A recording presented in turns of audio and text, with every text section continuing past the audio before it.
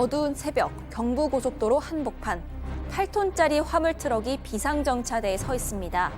이 차에서 내린 운전자는 사이드미러를 이리저리 조정하는데요. 잠시 뒤 출발하기 위해 운전석에 올라타는 그 순간 트럭 뒤쪽에서 쿵 하고 무언가 부딪히는 소리가 들립니다. 달려오던 승합차가 뒤에서 트럭을 들이받은 것. 하지만 그 순간까지도 이 운전자는 뒤쪽에서 다른 차끼리 사고가 났나 보다 이 정도로 생각을 했다고 합니다.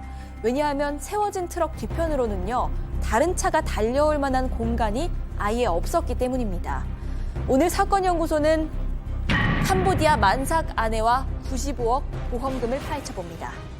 자, 캄보디아 만삭 아내. 이 사건 혹은 사고 많이들 기억하실 겁니다. 고속도로 한쪽에 정차해 있던 8톤 화물 트럭을 승합차가 뒤에서 팡 들이받으면서 시작이 됐는데요. 가보죠. 네, 일단 2014년 8월 23일 새벽 3시 40분이었습니다. 경부고속도로 하행선 천안 삼거리 휴게소 인근이었는데 그 8톤짜리 화물트럭 한 대가 비상정차대에 정차해 있었습니다. 이 사이드미러를 펴기 위해서 잠깐 차를 세워놓은 상태였고요. 운전자가 운전석에 다시 올라타려는 그 순간 뒤에서 쿵 하는 소리를 들었다고 합니다. 그런데 소리를 들은 그 순간조차도 이 화물차의 운전자는 자신의 차가 사고를 당했다 이런 사실을 인지하지 못했다고 합니다. 왜냐하면 이곳이 이 고속도로 한쪽 옆쪽으로 빠져나와 있는 좁은 공간입니다. 14m 길이의 사다리꼴 모양의 비상정차대인데 트럭 길이를 제외하고 나면 이 뒤에서 차가 달려와서 부딪힐 만한 공간이 전혀 없었기 때문입니다. 자, 그런데 그 좁은 틈을 비집고 들어와서 추돌한 차가 있었다는 거잖아요. 네, 트럭을 들이받은 건 한 승합차였습니다. 갓길을 주행하다가 화물차 뒤를 들이받았다는 건데 이제 차 앞쪽으로 이렇게 충격이 있잖아요. 충돌을 하잖아요. 근데 조석 쪽으로 충돌을 했습니다. 일단 그쪽이 거의 종이잔처럼 이렇게 구겨져 있는 정도의 수준이었는데 아까 보시면 이 차에는 45살 남편 이모 씨 그리고 25살 아내가 타고 있었습니다. 이 25살 아내는 캄보디아인이었고요. 2008년에 이 씨하고 결혼해서 5살짜리 딸아이가 있었고 사고 당시에 임신 7개월, 거의 만삭이었던 상황이었습니다. 사고 충격 대부분 말씀드렸던 것처럼 조석이 다 흡수했죠. 안타깝게도 사고 현장에서 아내는 숨졌습니다.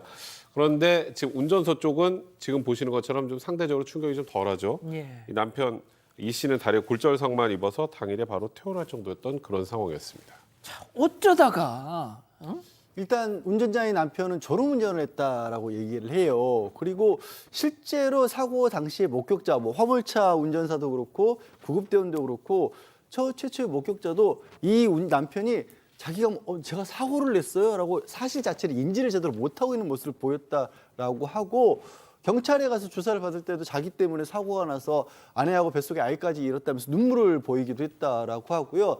이 남편이 그러니까 생활용품점을 운영을 하는데 명절 앞두고 남대문에서의 새벽 시장에서 물건을 떼서 내려가던 길이었다고 합니다. 근데 중간중간에 이제 휴게소 들려서 졸리니까 커피도 마시고 잠깐씩 자는 그런 모습들도 또 고스란히 남아있기는 해요. 그러니까 진짜로 졸기도 했던 거예요.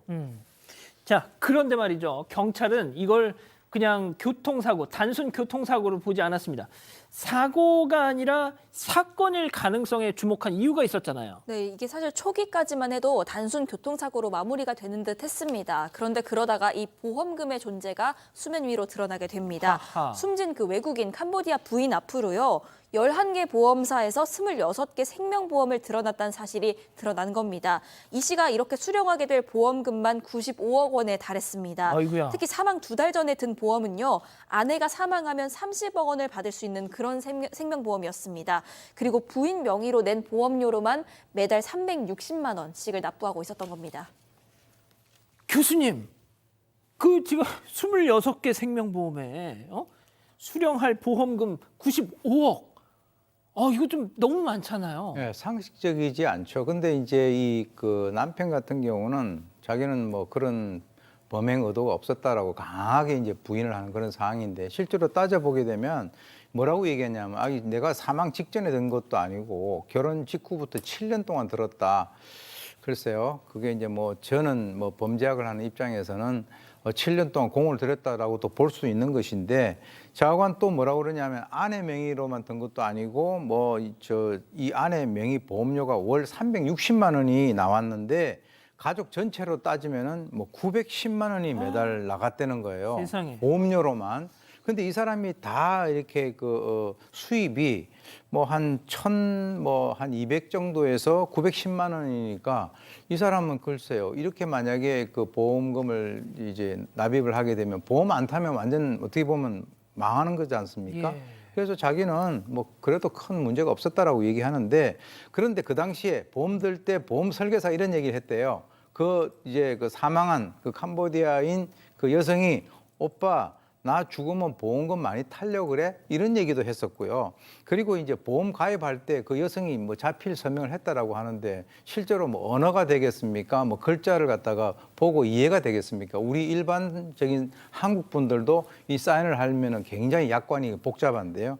자, 그래서 이것이 상당히 좀 상식적으로는 이해가 잘 되지 않는 그런 부분입니다. 예, 일단 보험은 그렇다 치고 다른 증거는 없었나요? 그러니까 처음에 이걸 사고라고 생각했죠. 그러다 뒤늦게 사건일 수도 있겠다라고 경찰이 인지를 해서 폐차 직전에 차량을 이제 확보를 했어요. 거기에 이제 이 피해자라는 표현은 좀 그렇습니다. 캄보디아인 아내의 혈흔을 발견을 했는데 혈흔을 이제 분석을 해보니까 이제 다른 독극물 같은 건 전혀 나오지 않았고 수면 유도제 성분 하나만 나왔다고 합니다. 어허. 근데 문제는 이게 그러니까 혈흔이라는 게 뭐 피를 통해서 한 거라보다 이렇게 핏자국 가지고 정도만 한 거기 때문에 이 성분이 정확하게 감기약인지 아니면 진짜 우리가 말하는 수면제일지 이것까지는 확인하기 좀 어려운 상황이었다고 해요. 근데 이제 문제는 이 아내가 이제 결혼 초기에 약을 잘못 먹어서 유산을 한번 했던 경험이 있었다고 합니다.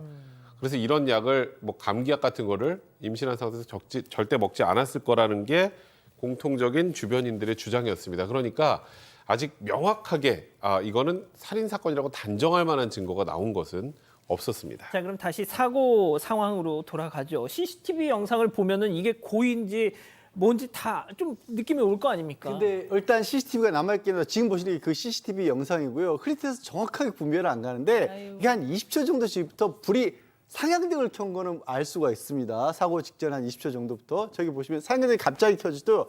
그리고 앞에 저 뒤에 빨간 원. 갑자기 한 20초 전에 상향등을 켜고 그다음에 속도를 내서 오다가 사고 직전 한 2.2초 전에 좀 특이한 현상이 벌어지긴 해요. 이 빛이 약간 두 갈래로 갈라졌다 합쳐지는 듯한 그런 모습이 순간적으로 나오거든요. 지금 보이시죠? 깜빡깜빡하는 것처럼.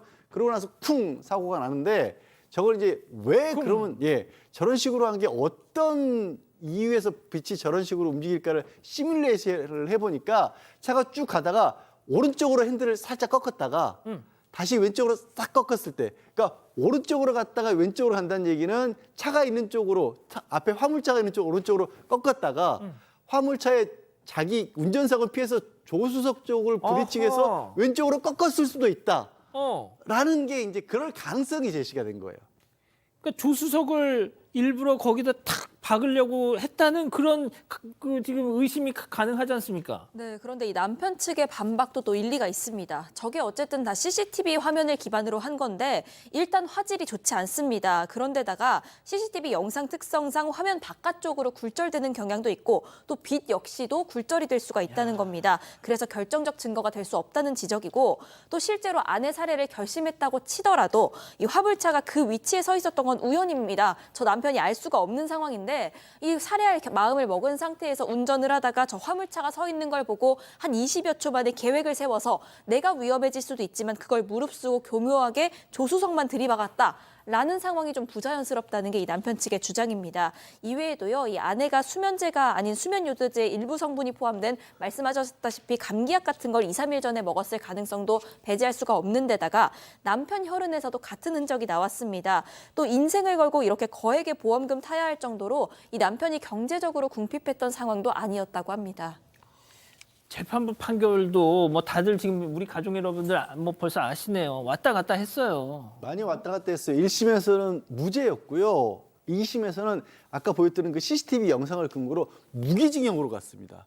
근데 대법원에서 다시 파기환송을 했거든요. 대법원에서는 야 이게 좀 전에 이 기자가 얘기한 것처럼 보험금이 그렇게 살인 동기가 될 정도로 그렇게 경제적으로 어려운 상황도 아니었다. 여유가 있었다. 어느 정도. 그리고 이 CCTV라는 거 저것만 갖고 인정하기는 살인 사건을 인정하는 거잖아요. 좀 어렵다. 하지만 우리가 보기에도 이상하긴 이상하다라고 해서 파기환송을 했어요. 그러니까 찜찜하지만 예, 명확한 증거가 없다. 근데 살인 사건을 명확한 증거 없이 어떻게 인정하냐? 취지는 그겁니다. 피고인의 이익으로. 자, 교수님.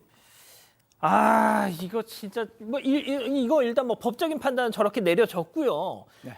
범죄학을 전공하신 우리 교수님의 생각을 좀 전해 주세요. 저는 개인적으로 이 사건을 분석을 한 적이 있었습니다. 그런데 이제 우리가 이 졸음운전이라고 하는 것과 좀 상반되는 그것을 갖다 제가 몇 가지 말씀을 드리면 마지막 순간에 브레이크 등을 갖다가 브레이크를 밟아서 뒤에 등이 온다든가 또는 뭐 상향등이 켜진다든가 그리고 속도가 갑자기 빨라진다든가 핸들 조작을 한다든가 이런 것들은 졸음이라고 볼 수가 없다라고 저는 개인적으로 생각을 합니다. 왜냐하면 졸면 그것을 갖다가 기기를 조작한다는 것은 이미 존다라고 하는 거하고는 전혀 상관이 없는 것이거든요. 그리고 이제 아까 이게 재판부에서 개인적으로 무슨 여유가 있었다라고 하는데 아니 1,100만 원 벌어가지고 900만 원을 거기에다가 보험료로 지급 납입을 하는 입장에서 무슨 여유가 있다는 건 제가 잘 이해가 안 되고요. 또 이 사람이 그 이전에 다른 외국 여성들하고도 결혼을 갖다 여러 번 한 그런 어떤 것이 있습니다. 그래서 앞으로 저는 이게 만약에 이 사람이 지금 보험사를 상대로 해서 지금 청구 소송을 하고 있거든요. 예. 그리고 줄줄이 승소를 하고 있어요. 왜? 이 판결에 의거해서. 그래서 지금까지 나온 모든 판결이 확정이 되면 이 사람은 88억 원의 보험금을 받아가는데 이게 어떻게 보면은 수많은 사람들이 보험금을 낸 걸 이 사람이 다 가는 것이거든요. 개인적으로 건의하고 싶은 것은 앞으로 이런 범죄에서 어떤 이런 결과가 나올 것 같으면 수입액의 일정 부분 이상을 갖다가 납입을 할 수 없는 그런 법안을 만들어서 이런 보험 범죄의 성격이 발생되지 않도록 하는 것이 예. 필요하지 않나 생각됩니다. 자, 88억 받는 거고요. 모두 승소하면 그 지연 이자까지 합쳐진 100억이 넘는답니다. 예. 사건 연구소 이렇게 정의하고요.